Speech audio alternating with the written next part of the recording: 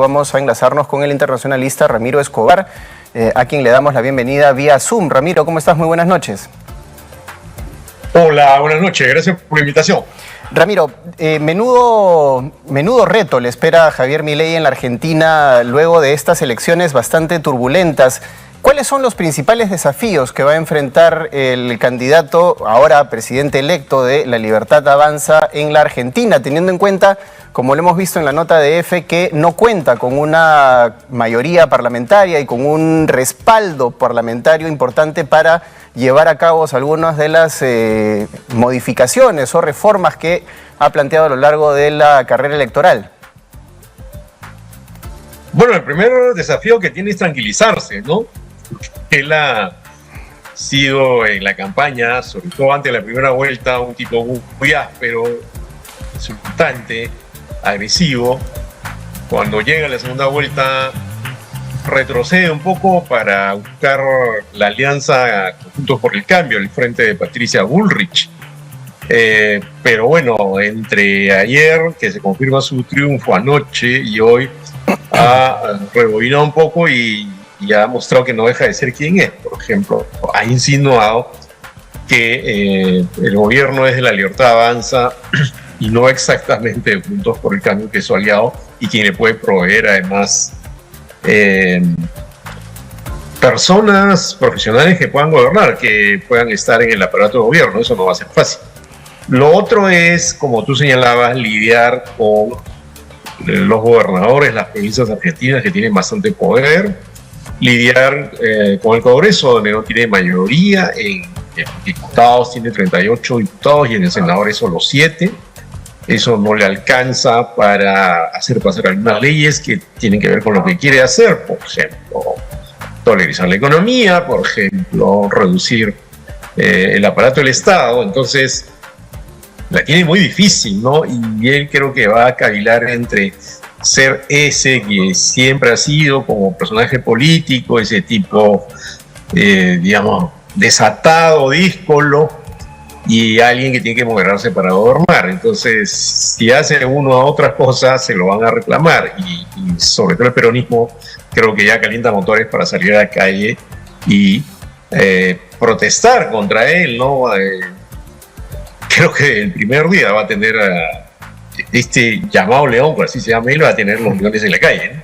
Sí, ahora, ¿cuál va a ser, sobre todo, bueno, he sabido que uno cuando hace campaña política, hace campaña en verso, pero finalmente se gobierna en prosa, ¿no? Y ahí hay un elemento muy importante porque ¿qué tanto margen va a tener Milei para poder cambiar o moderar su discurso y qué tan dispuestos van a estar los argentinos que precisamente se han abrazado a este discurso díscolo, ¿no? Contra la casta, como él lo llamaba, para de alguna manera profundizar o realizar cambios importantes en la Argentina y tratar de sacarlos de la crisis que ya lleva bastante tiempo? Yo leía en la mañana, por ejemplo, a Juan de la Puente que decía que aquí en el Perú, por ejemplo, a Fujimori, que salió elegido con un discurso, se le perdonó haber cambiado y lo mismo ocurrió con Ollanta Humala. ¿Podría ocurrir lo mismo con Javier Milei en la Argentina? Es decir, los argentinos podrían perdonarle una moderación para poder gobernar, un cambio de discurso hasta cierto punto radical para poder llevar a cabo sus 4 años de gobierno? Bueno, quienes votaron por él confiando en su moderación, que ya se perfiló en la segunda vuelta, podrían perdonarle eso, claro, que es lo que esperaba. Un presidente que no sea tan desatado, tan delirante por momentos, ¿no? Pero quienes votaron por él porque es como es decir, agresivo, es decir, alguien que quiere romper todo, ese personaje que encarna eso que los argentinos proclaman hace años, el que se vayan todos, tal vez no se lo perdonen. Entonces, no creo que vaya a ser tan fácil, porque creo que por varios frentes va a estar presionado. Y si él insiste no solo en su retórica agresiva, sino también en llevar adelante medidas que ponen en riesgo, por ejemplo, los derechos de los trabajadores, los subsidios. Por ejemplo, ya ha anunciado que va a privatizar el canal El Estado y todo el aparato mediático del Estado, también YPF, que es una importante compañía petrolera. Eso se lo van a reclamar no solo sus votantes, sino los trabajadores de esas compañías, pero sus votantes también se pueden decepcionar rápidamente. Entonces, uno nunca le puede desear un mal pues a un país tan vecino y tan amigo de que le vaya mal a Milei. Eso sería absurdo, ¿no? El deseo obvio es que, a pesar de que es como es, haga un gobierno decente, pues, pero uno, en este caso, por lo menos desde mi punto de vista, no encuentro elementos para ver que va a tener una ruta fácil o estable, ¿no? Todo lo contrario. Ahora, ¿cómo cambia y cómo se reconfigura el panorama político latinoamericano y sudamericano, en particular con la elección de Javier Milei? En Ecuador ya habíamos tenido un presidente de derechas con Guillermo Lasso, ahora reemplazado por Daniel Noboa, y lo habíamos tenido también en el Uruguay en algún momento. ¿Y cómo se reconfigura? ¿Cómo ves tú el panorama regional con la elección de Milei? ¿Existe la posibilidad de que el fenómeno Milei se pueda repetir en algunos otros países, en el nuestro en particular? Mira, yo creo que lo que está pasando no en América Latina, sino en el mundo, es que hay dos pulsiones fuertes, digamos, en el escenario político global, político y social, ¿no? Por un lado, hay gobiernos de distinto corte progresista que, por ejemplo, apuestan por la unión civil o el matrimonio igualitario, por luchar contra el cambio climático, que implica una recuperación del Estado, por tener una propuesta distinta para los migrantes, por otorgar más derechos a las mujeres y a los otros colectivos, nuevamente el colectivo LGTBI. Ese mundo donde se amplían los derechos es algo que asusta a otras personas y agrupaciones políticas. Entonces, el otro polo, digamos, de esa pugna global son los que resisten esto, y por eso se ve el resurgimiento de la extrema derecha en varios países, incluido América Latina. En concreto, en la región, hay un presidente de derecha en Uruguay, Luis Alberto Lacalle, una derecha moderada, ¿no? Noboa todavía es una incógnita en Ecuador, pero evidentemente también es un presidente de derecha.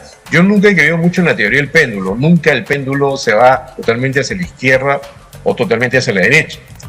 Pero sí lo que se ve ahora es una región políticamente más variopinta y probablemente más dividida. Dividida sobre todo si, como ocurre con Milei, se empiezan a producir rupturas o distanciamientos por motivos ideológicos, ¿no? Él ha dicho que no va a privilegiar la relación con Brasil. Es una cosa increíble, ¿no? Porque es uno de los principales socios comerciales de Argentina, ¿no? Y con China por ser comunista, y con Brasil también por ser comunista. Es casi un Maduro al revés, digamos, ¿no? Entonces, eso creo que va a reconfigurar un poco las relaciones políticas y diplomáticas en la región, pero yo no creo que él sea, digamos, la cabeza locomotora de una nueva derecha regional. Creo que para eso falta todavía, pero puede ocurrir que en otros países surjan personajes de este tipo, y esto va a ocurrir en Bolivia, ya que mismo hay brotes en ese sentido, digamos. Hay mucha gente acá que es partidaria o no simpatiza con Milei. Creo que sin haber revisado bien lo que va a hacer y sin entender bien qué significa, ¿no?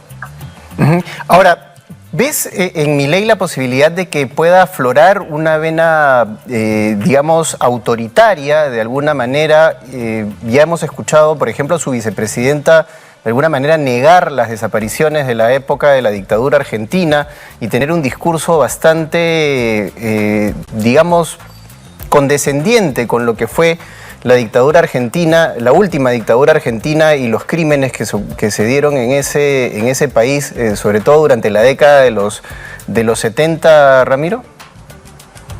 Sí, yo creo que hay un riesgo ahí.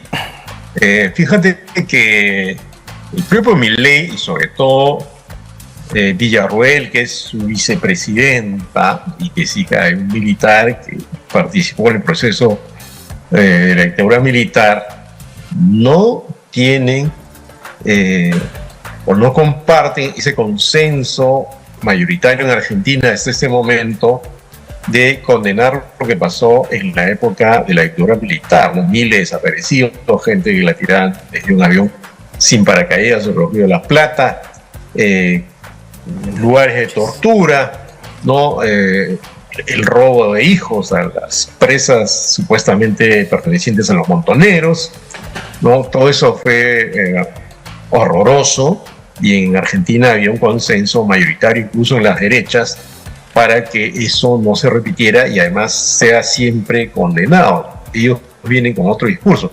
E incluso hay otra cosa más que quizás no se está percibiendo, ¿no? Miguel Ángel Pichetto, que viene de otros frentes políticos, pero que ya Milei ha anunciado que va a participar en su gobierno, incluso es un defensor, y tal vez no solo él, dentro del frente de Milei, del exterminio indígena en el siglo XIX. Es un genocidio, ¿no? Una cosa increíble, ¿no? Creo que hay mucha gente de su que no se está dando cuenta de quién está entrando al gobierno. Personas con ese tipo de ideas, ¿no? Entonces, me parece que hay que tomarlo con pinzas, porque el precio de liberalizar la economía no puede ser ese, ¿no? Pero incluso esa liberalización de la economía que propone Milei es una liberalización como a la loca, ¿no? Es decir, tumbar el Banco Central de Reserva, reducir ministerios, ya no hay Ministerio del Medio Ambiente, Ministerio de Cultura, increíble, pues el Ministerio del Ambiente es una cosa fundamental en cualquier país, y en la Argentina, donde por ejemplo hay un problema por la soya que viene de Brasil. Entonces, creo que esos impulsos autoritarios, ese negacionismo de lo que pasó, me parece que es bastante peligroso, pero lamentablemente mucha gente lo está asumiendo como el costo de ir hacia una nueva Argentina que además nunca fue la primera potencia mundial, como él dice. Eso se parece a Lima, potencia mundial, que es lo que dice el alcalde de Lima, López Aliaga, por supuesto, pariente ideológico de Milei, en cierto modo, ¿no?